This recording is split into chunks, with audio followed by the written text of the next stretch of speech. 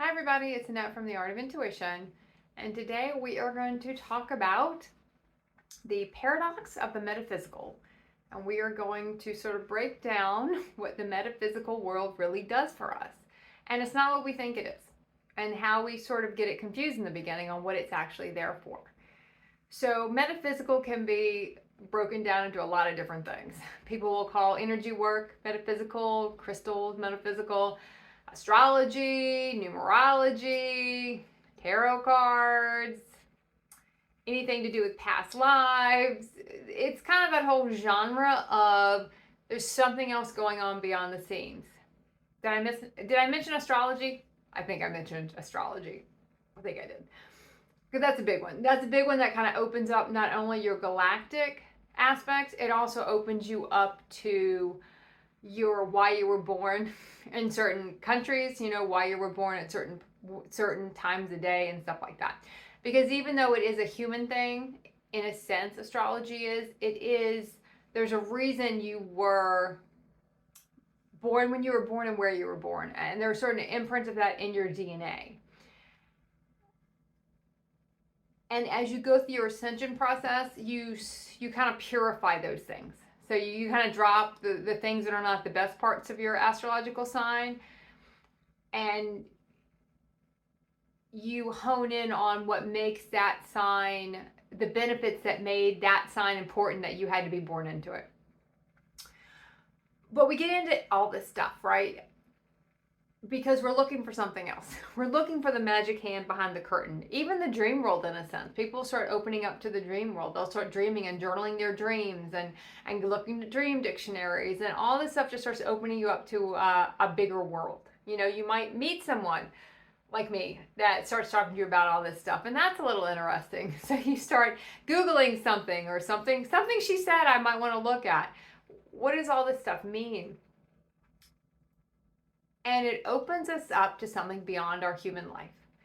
Now, where it becomes kind of the paradox is we try to take all this stuff, and it's even probably most I didn't mention. There's so many things out there that have taken a lot of this stuff and combined it together. There's a lot of stuff now that everyone's kind of, metaphysical is kind of the buzzword in a sense. It's kind of the new thing, the new old thing that a lot of people kind of get into, not understanding why they're into it. It's really just a gateway. It's a gateway to help you with your awakening. If you're just going through an awakening, usually your awakening will push you to this stuff. That's what my awakening did. I was in some really traumatic stuff in my human existence, and it pushed me to this stuff. And that's what a lot of times it'll happen that way. It'll just push you to this stuff. Now, there are other times when you might just kind of stumble into it on your own, and it's kind of interesting to you, and you kind of feel like there's something to it. It activates stuff in your DNA. It activates energy signatures in your DNA. It's a little more technical than stuff. And it unlocks your DNA. So you start remembering more. You start understanding more. It's like I would do, back when I did Reiki years ago, I would do it on people, and they would start doing, like, making hand gestures and stuff that you would learn in Reiki on how to, at that point we were spinning your chakras and that type of stuff. And they would just automatically start doing that. And they didn't know why. And they'd never done it before, but they would just start doing it because there was a part where you're unlocking that for them. You're unlocking that part of them that already knew that. So a lot of the metaphysical stuff unlocks your DNA. But what we try to do with it, we try to take all that stuff and make our human life better, because that's all we know. So we try to take the crystals, we try to take the Andaras, we try to take numerology, we try to take the astrology, we try to take, if you're into the twin flame stuff, we try to take all this stuff, even the Reiki too, but we try to enhance our human life with it, because that's what we think it's for. We think it's going to make our life better. But because we don't know another life, we start trying to make our human life better with all this stuff. Not realizing that really is not going to work. Because they're two totally different things. They really exist on a different plane. They're not here for your human life. They're here to open you up to your ascension path. They're here to open you up to your soul aspects. They're here to open you up to soul embodiment, for galactic aspect embodiment. They're not here to help you with your human life. And that's why a lot of people will kind of do it for a while and say, oh, I don't see a lot of change, because they're looking for that change in their human life, not understanding the change is going on a cellular level. When you're dealing with a lot of this stuff, it's awakening you to a lot of this stuff, to remember a lot of this stuff. It's opening up portals for you, in a sense, inside, and it's trying to pull you out of your human realities. So for a lot of people, when you start doing more and more of this stuff, it actually starts collapsing your human realities more and more. And that can be where the kind of the paradox we don't understand, because we're trying to fit a lot of this stuff into enhancing something that it can't exist with. It's not meant to. It's not going to help you with your human life. It's trying to help you exit it. But for a lot of us, exiting it meant it had to collapse, because we weren't going to walk out unless it collapsed, because that's all we knew. So when you start dealing with a lot of this stuff, look at where you're trying to enhance something that is feeding a human system. It's feeding your human beliefs. It's feeding your human ego. One of the big ones I used to see all the time was, we would learn, like when I was learning Reiki, which you really don't learn Reiki. It's taught to you, but it's really, you just kind of remember it too. So all these things that we feel like we're learning, we're really just activating the knowledge within ourselves. But we have to go through a process where we're seeking the knowledge, but we're really just unlocking it, right? So there was a point where you would learn to, get your energy field really big and not deal with what at that time you're like, oh, you can kind of, I can't remember how it was worded, but you could kind of, shield yourself. That's what it was. Shield yourself from negative energy and shield yourself from other people, not realizing that those people are aspects of us. If you want to get to positive, negative, which I don't ever like to do that, because there really is no positive or no negative. It just is energy. It's just conscious or not conscious. Is your act a conscious act or a non-conscious act? That's all that really matters at the end of the day. How you perceive it, how your human perceives it, how other people perceive it, it has no bearing. It doesn't really matter here. So we kind of go through this process where we keep trying to sort of make these things fit and twist them around to like, I go back to the Reiki example, trying to shield it from what? Ourselves. From situations we keep putting ourselves in, because we don't want to remove ourselves from the situation, which is really what is eventually going to happen, because we're going to get to a vibration that's so discordant for the one we're setting our body in. We won't exist there anymore. So you can kind of see where it's working, but not on the level we think it is. It's never going to enhance your human life.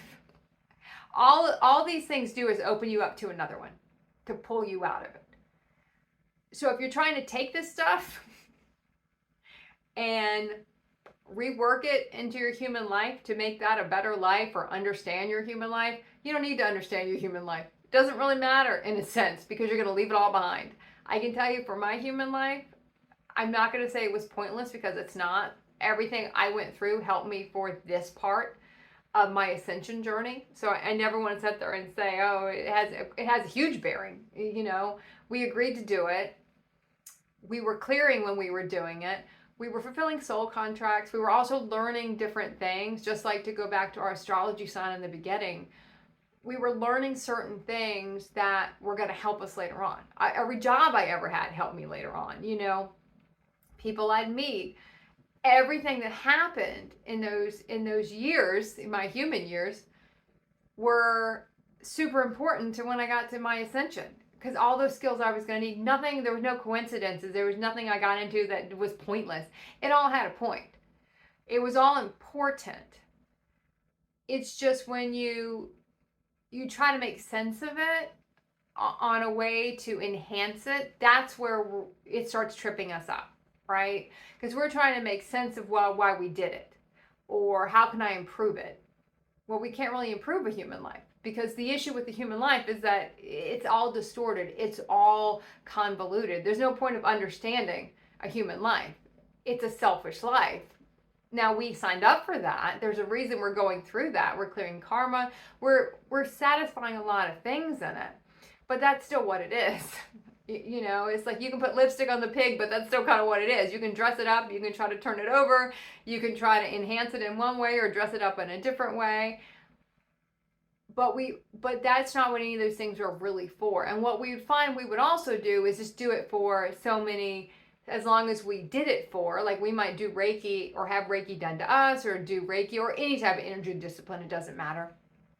Eventually we bring forth our own anyway, and we leave a lot of that stuff. All that stuff kind of gets left behind because we can't really be dependent on any of that stuff.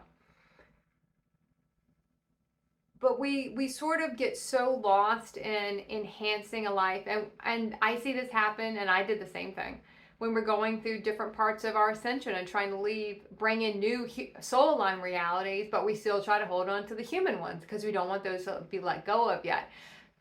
So we do a lot of this stuff because we don't want to let go of the old. So when you're in the metaphysical journeys, and we all get through them, we all go through them, we all have different gateways that led us here. You know, that's why we can't judge how anyone got to their process, whatever they utilized to do it, because we're all utilized different things. Some of us came through Reiki, some of us came through something else. It doesn't matter how you got there. The point is, once you're there, we have to start cutting the cord to the other stuff, and that's the hardest stuff to do. Because we don't want to let that stuff go. We want to keep holding on to it. We want to keep latching on to it because we don't really believe there's anything else. We don't want to really take that leap of faith. But the more we play in the metaphysical, that's the kind of the carrot in a sense. I talked before about the carrot of soul dangles to get us to keep going on the journey. There'll be one thing we want: love, money, success. It doesn't matter. It's going to be different for everybody. But we keep trying to use these things to get us there.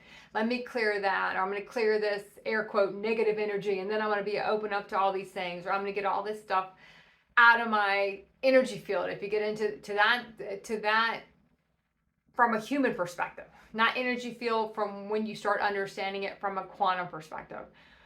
I'm going to kind of do all this stuff and really enhance my life, understanding that it's not going to. It'll just make it usually collapse faster. The more you do it, the more you're going to collapse it faster. We would disconnect and do this stuff, but then go back and the rest of the time play in our human stuff. Not realizing they're different frequencies. You know, you can't mix the frequencies. It doesn't work like that. Even if, you know, an example, a lot of people are hoarders, right? A hoarder example, where, you know, they'll buy new stuff but keep all the old stuff. Well, the old stuff keeps you tied to an old... It's kind of a tangible way to explain it, but the old stuff is going to keep you tied to the old dimension. You can't then get to the new dimension. You can't go to the next reality because we're tethered to the old one with all the old stuff. And whether your stuff is just the physical stuff, which will do it, but it's always the energetic stuff that does it. It's our story around why we can't get rid of that stuff. It's our belief of why that stuff's so damn important to us. It's our belief as to why we don't want to leave this stuff behind. Because you will be called to leave it behind. You know, it's a matter of time on that one because you can't continue your process if you keep holding on to all this stuff. So there's a time when you're going to have to leave it behind. But none of us really like that part. And none of us want to hear about that part. But the metaphysical is a gateway. It's a gateway. It is sort of it is the carrot that gets dangled in a sense. It's so exciting when you start to see it work. There's so many things that kind of get people there. The Secret was a big book that transitioned a lot of people who were into usually more the money part of it with that book. But it got so many people to just look at, wait a minute, you know, there is something else going on here. I'm going to use, but where we get tripped up is we try to utilize that to enhance a human life. Try to enhance distorted stuff. And that's where we want to kind of know when we're doing it. You might not know when you're doing it. You might be able to look now and say, oh, wait, now I know why I'm doing it. But we have to kind of be honest with ourselves. But for a while, you won't see it. But when you're going down the metaphysical journeys, some are rabbit holes, some are more matrix than matrix. But they're just supposed to unlock. Look at them as a fun thing to unlock your next thing. Don't look at it as something to help you hold on to the old thing. Okay. Keep practicing the art of intuition.